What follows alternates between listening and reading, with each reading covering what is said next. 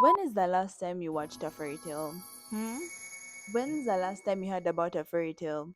I have taken it upon myself to dedicate however long it takes to talk about fairy tales until I get tired or until you get tired. So brace yourselves, we'll be talking about fairy tale themed movies and TV shows.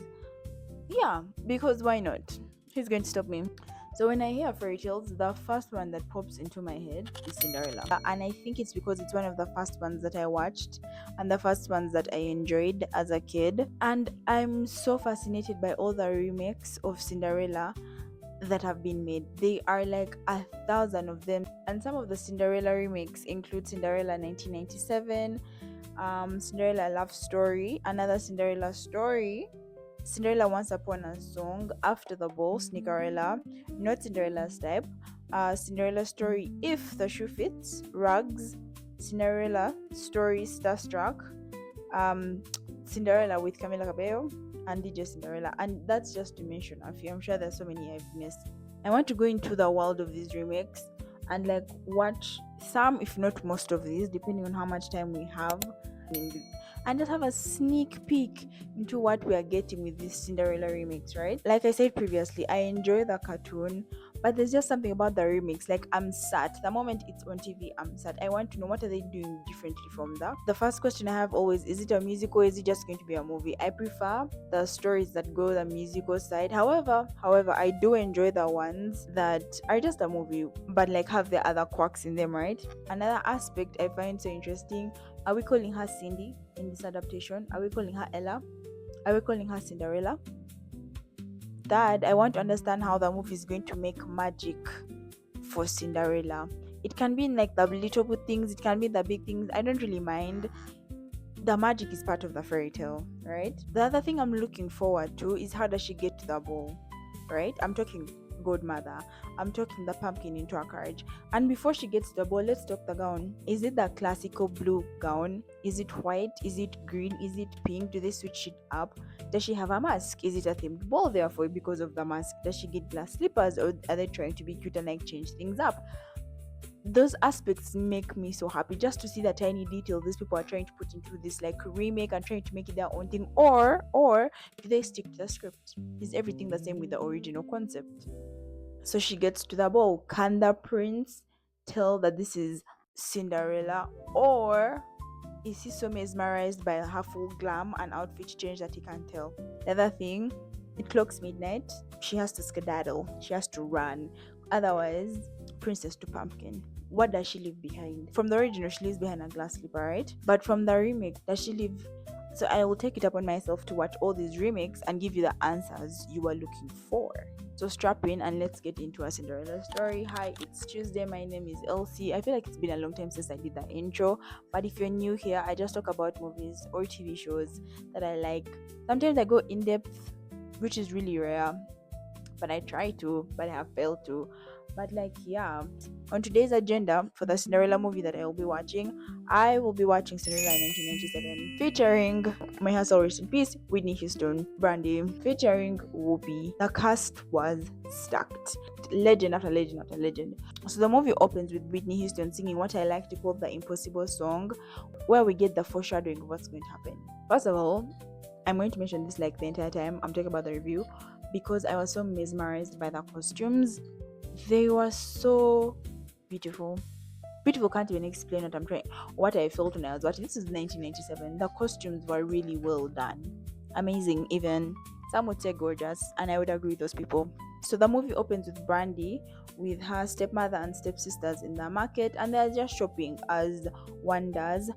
And then we have the prince in the market who wants to be free, who is tired of being confined in the castle and wants to see what real life is like. And it's giving Jasmine from Aladdin. So he's walking around, he actually doesn't bump into Cinderella. He saves her from being knocked down by a carriage because she's busy singing.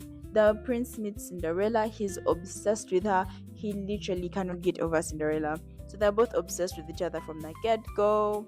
They have a little banter going on, and it's very cute. He's obsessed with her, he keeps following her around, and he wants to treat her like a princess. But Cinderella knows her worth. She wants to be treated like a person.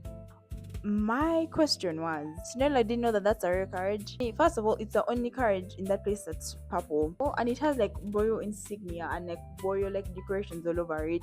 And he has like guards waiting for him. If she couldn't tell that he was a royal, at least she would know that that's a nobleman of sorts. More on that later. So the prince, Max, heads back to the castle where Whoopi is already preparing for another ball. But Max doesn't want a ball. He doesn't want to get married. He wants to find love the natural way, right? But Whoopi needs him to get married ASAP, get an heir, and take over running the kingdom. And then we get this brilliant number called The Prince is Giving a Ball. Another banger. I enjoy musicals, I appreciate musicals, and every song in Cinderella 1997 was a banger. But The Prince is Giving a Ball, the performance, amazing, 10 out of 10. Lionel, the prince's best friend slash steward, outdid himself on this song. The prince is giving a ball. We get to know that the prince, through the queen and king, is throwing a ball looking for a wife. Looking for a wife, and anyone is eligible as long as you're a woman between a certain age group. You're invited to the ball because these odds have to work in favor of Whoopi. Royal announcement that the king and queen, on behalf of the prince, are throwing a ball. Cinderella is in the market and she hears about it and she wants to go to the ball. You know who also hears about this ball? The stepmother. The stepmother is so excited that she gets the stepsisters excited. And did I mention the stepsisters' names are Calipa and Manova? Very cute names, by the way. The thing is, Calipa and Manova gravitate towards being nice, but they're not nice. And because of their mother's influence, they're really, really not nice. But you can tell from the dialogue and the music that they want love. But the stepmother wants them to marry for money, like how she did. Cinderella's stepmother says two very interesting things to Calipa and Manova when they're getting ready for the ball. She tells them that they have to hide their flaws until after the wedding, that they want love. So Calipa and Manova tell their mom, but she's not having it. And we get what I like to call the love is a make-believe number. Once again, this movie had such good music. It was so wonderful and so entertaining and so fun. Cinderella wants to go to the ball, but the stepmother is not having it. So she puts Cinderella down, tells her she can't go because she's not the type of woman they're looking for. So Cinderella stays back home and she makes a wish. She wants to go to the ball. Enter the fairy godmother. When Cinderella and the fairy godmother are having this conversation about how she wants to leave home, the fairy godmother lets her know that she can't really use her magic to help Cinderella leave home. Cinderella has to do that all on her own. I found that very interesting because I don't remember that from the cartoons. So we get the magic that we've all been waiting for. We get that bibbidi babbidi boo. We get the pumpkin into a carriage. We get the mice into horses and horsemen. Cinderella gets her dress. This dress was light blue, very pretty. She gets her hair done. She gets her glass slippers. Cinderella is off to the ball. Meanwhile, this side of the ball, everyone wants a chance to dance with the prince, especially Cinderella's stepmother and her stepsisters. They get a chance, it flops, it's just very weird. All this time Cinderella was getting ready, so by the time she reaches, Cinderella is fashionably late, meaning she makes a grand entrance at the grand staircase. Perfect timing. The timing could not be any better. The prince has had it, he's over it, he's trying to wind up. Enter Cinderella, everyone hush. Cinderella walks down the stairs, the prince is excited, they dance, they chat, they're falling in love, but they don't recognize themselves. She's not even wearing a mask. There's no magic inhibiting themselves from seeing each other. Maybe it's the lust. Maybe it's the love that's blinding these two. I don't know. But I was so confused. But also I get it. They're not supposed to know themselves at that point. However, they could have recognized themselves. She looked very similar. Actually, they both looked similar to themselves from the market, just that they're wearing shinier clothes. But I digress. So you know what's coming, right? The fairy tale has to come to an end at some point, so she has to change back because the magic is wearing off and her dress is starting to disappear, and her dress and hair are starting to disappear, but not the shoe. The horsemen are gone. So she's footing it. Those stairs are quite many, so she leaves her shoe behind, takes off, heads back home.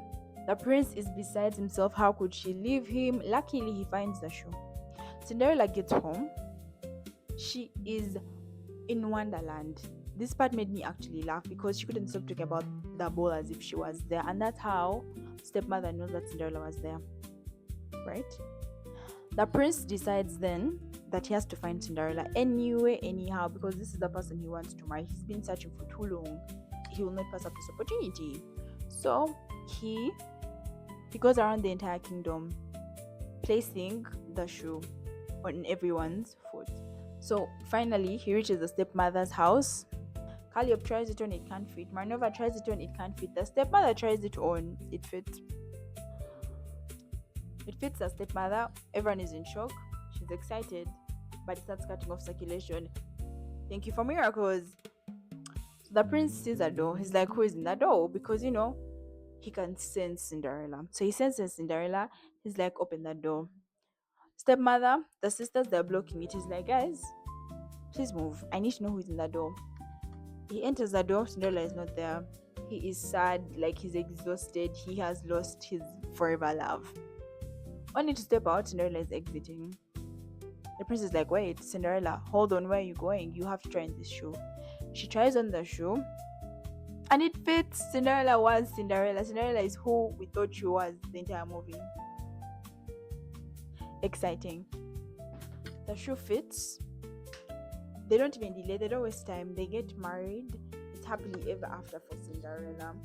So, in terms of this being a Cinderella remake story, this was amazing. The music was amazing. The wardrobe was amazing. The story, it didn't dilly dally. The plot, they didn't like hold things back. It just kept moving, just kept moving. The plot is very much similar to the original Cinderella. I don't think there was anything that was very much different. Everything felt the same, except maybe the mice didn't talk, but that was not even like, I didn't even realize that until the end. That's how good the movie was.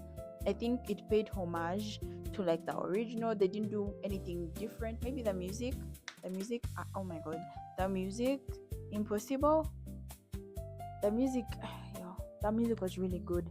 I think you just have to watch the movie to like understand what I'm saying. So thank you for watching today's video. Go check out the rest of my playlist. The microwave is still beeping. I talk about very many other shows. And yeah, like, see you next week. Guys, I know I said I'm back, and I am back. However, I'll be changing the posting schedule. Instead of doing once every week, I think I'll be doing once in 2 weeks until my schedule lightens up, because I have a lot of work. But I'm so excited for this fairy tale journey that we're going on. Like, this is so fun. Like, guys,